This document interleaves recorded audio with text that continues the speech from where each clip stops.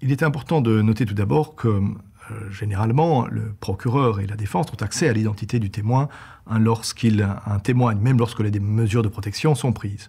Ce n'est que dans des circonstances tout à fait exceptionnelles que le témoin pourrait être appelé à témoigner sous anonymat, c'est-à-dire que son identité ne serait pas révélée à l'une des parties. Mais ce sont là des circonstances tout à fait exceptionnelles qui sont placées sous le contrôle strict du juge de la mise en état. Il est important également de noter que les mesures de protection sont prises par un juge.